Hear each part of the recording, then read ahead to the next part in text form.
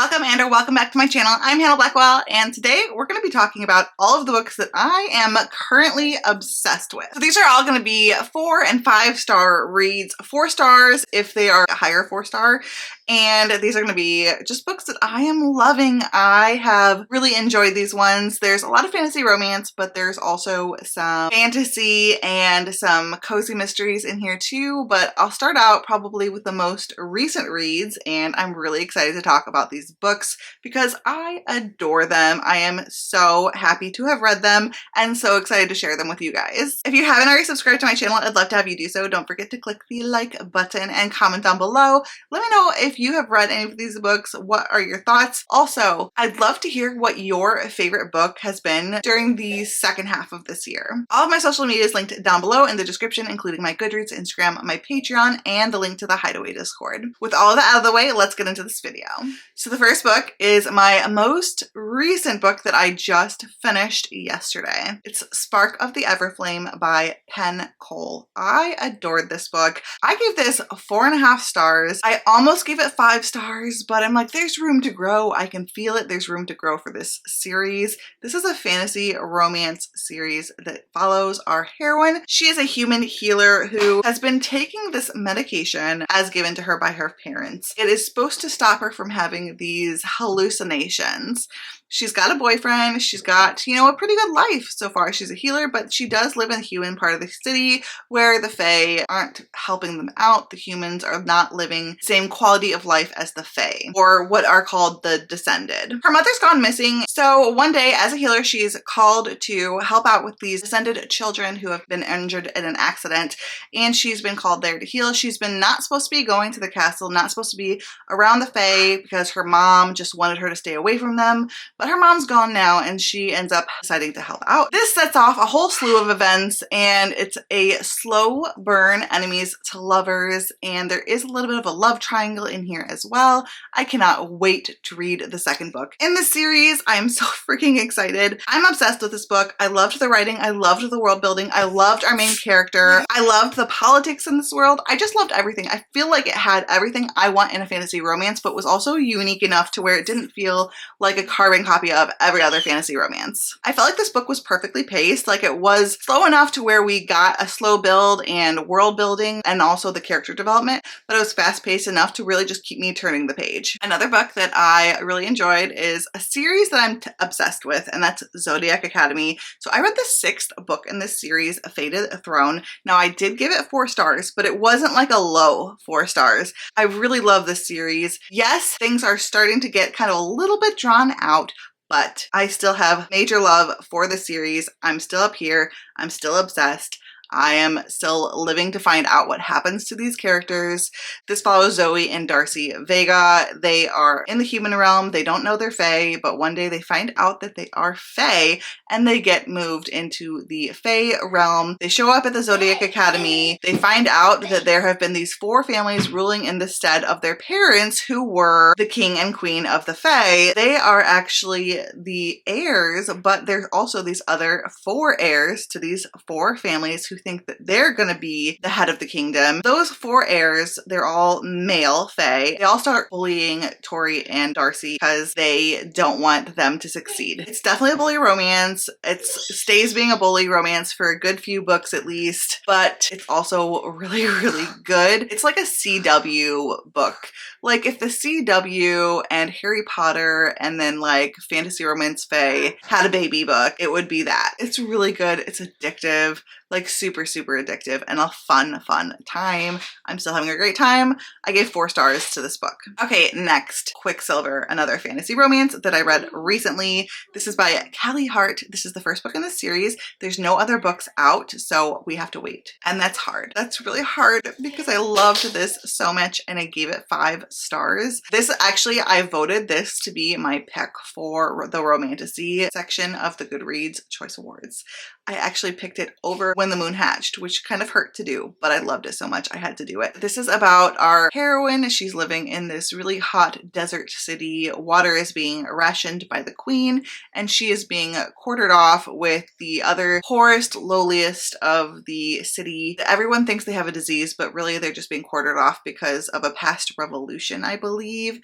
And one day she steals something from one of the queen's guards and she gets arrested, and she gets brought in front of the queen. During this time, she falls through a portal, shows up in this snowy, wintry, icy Fae realm. She didn't even know Fae existed, and now she is surrounded by Fae. She's having to work her newly discovered magic for the Fae King, and she's falling for this guy. It's an enemies to lovers. The two have to work together, so it's also some forced proximity, but very enemies to lovers with a high steam, high spice, super spicy, super steamy. Oh my gosh, their chemistry, so good. I love that couple so much. So that was 5 stars, and I did vote it to be the best Romantasy book release of the year. Another obsession recently is this cozy mystery series, The Secret Book and Scone Society. The book that I gave 5 stars to was The Whispered Word, and then I also gave 5 stars to The Ink and Shadows. So that's the 4th book and the 2nd book in this series. I've not read the 3rd one, but I really loved the 1st one. I gave that 4 stars, I believe.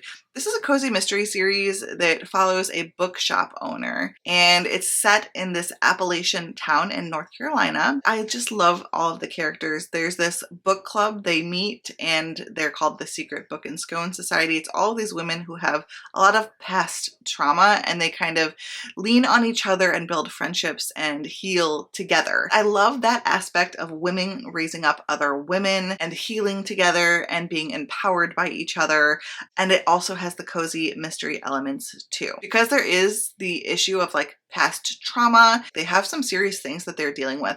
So in that aspect, it's not the coziest cozy mystery series out there, but it is still a cozy mystery series. And I also love all of the quotes and discussions of the importance of reading, the importance of books, how books can impact you. She likes to say that she like gives people like book therapy, where she gives them certain books to deal with whatever issues that are going on in their life. She gives them like a list of books that might help them heal. And I really liked that. I liked that aspect of reading as healing and therapy. And it's something that I need to remind myself regularly to make sure I'm using as a resource as well, even though I'm reading constantly, like I get that. But reading really is, it can be therapy. And I find this series to be so incredibly impactful. It's a special series. I highly recommend it. And it is on Kindle Unlimited as well. Another cozy mystery obsession that I have right now is a paranormal cozy mystery series. Now, I've given all the books 4 stars, but I've read 3 of them, and I read them in close succession, and that was The Vampire Knitting Society. And this is, our main character is visiting her grandmother in England. So she's American, but half of her family's from England. She's visiting her grandmother who owns a knitting shop. It turns out her grandmother has been unalive. Well, you very quickly find out her grandmother's actually been turned into a vampire, and there's a whole group of vampires that hangs out. They live under her knitting shop, and they come out at night to have a knitting circle. She also finds out pretty soon in the very beginning, like in the beginning of the 1st book, that she's a witch. So she's trying to learn her witch abilities with her grandmother who's become a vampire. And there's the knitting shop aspect. There's like this really cute, cozy tea shop next door as well. I think this is in Oxford. Is it Oxford or Cambridge? I'm not sure, but it's a very cute town. There's 2 love interests, so you have a love triangle too, which is one of my favorite things with cozy mysteries is when there's a love triangle. I love it. I want to see more love triangles coming back in our romance books. Like more love triangles in fantasy romance and romance, paranormal romance. I want more love triangles. I miss them, you know? Like I feel like they got so overplayed and then now they're so underplayed, and I want more love triangles. Another book is a series that I am obsessed with, and this was The Realm of the Elderlings by Robin Hobb. So the book that I recently read, I read it in August. That was the 1st book in the Tawny Man series. It was Fool's Errand. This is the 1st book in the Tawny Man trilogy, which is the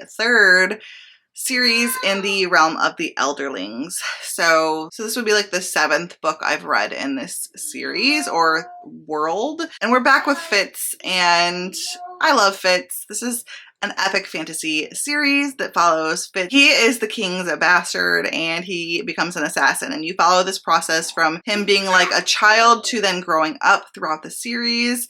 And in this one, he's like middle-aged. The writing, Robin Hobb's writing is just so impeccable. Her character development just makes you so attached with the characters, and you just feel all of the pain that they're experiencing because she really puts them through the ringer. I love Robin Hobb. She's definitely one of my favorite authors. Finally, I want to talk about the only 6-star that is on this list. It's one of 2 6-stars that I had this year, and that's Warm Hands of Ghosts by Katherine Arden. This is a gothic historical fantasy magical realism book, and it's set during World War I, but not quite obviously set in our reality. And we're following a sister and a brother. The sister is a nurse during the war, and the brother is active duty, and he is fighting in the war. He gets stuck in a what do they call them? Like a foxhole? Like he gets stuck in like a hole, kind of stranded with a German soldier. And she, when you're first meeting her, she's come back from the war, and then she's trying to figure out what's happened to her brother because her brother has gone missing in action. We're dealing with past trauma because of things that have happened to the town and her parents, and a lot. There's a lot going on with this book considering how short it is. I don't know how Katherine Arden does that. Like her Winter Night trilogy, the books are pretty short too, like 300 pages. But she somehow packs in so much atmosphere, so much character development, so much plot. She just has this smart and beautiful way with words. There's a reason she's one of my favorite authors of all time. This book might be my favorite book she's ever written. The discussion of trauma and inner demons, the gothic atmosphere and nature of this was just so good. I think it also would have been a really good book for people to read during spooky season because it does deal with ghosts, and that is kind of the magical realism aspect in this one. If you haven't picked this one up and you are thinking about it, but you're unsure, especially like if you read the Winter Night trilogy but you're unsure about this one because it's so different from the Winter Night trilogy in concept, I still would say please pick it up because it's still Katherine Arden's amazing writing, and it's also so unique and beautiful and just amazingness. My dad is reading this book right now on my recommendation, and he's really enjoying it too. I loved it. Katherine Arden, just such an amazing and talented writer. So there you have it. Those are the books I'm currently obsessed with. In the second half of this year, starting with like summertime, those are the books that I have really enjoyed. I definitely haven't read as much this year as I have in previous years, but I'm kind of picking that back up. I spent a lot of time in reading slumps, like in the middle of the year and also in the beginning of the year. Like I had reading slumps. So my reading is definitely lower this year. So I have less books I'm currently obsessed with, but at the same time, like they're really good. Like these books are really good books. I highly recommend all of them. I hope you guys like this video. If you did, give it a thumbs up and let me know what your favorite book has been in the second half of this year. All of my social media is linked down below in the description, including my Goodreads, Instagram, Patreon, and the link to the Hideaway Discord. Until next time, fellow readers, keep reading and living your best life. And tell me what's wrong and why you never said you felt that way. And guess you're trying to stay strong and fake a smile until I look away. But I've known you too long, it hurts to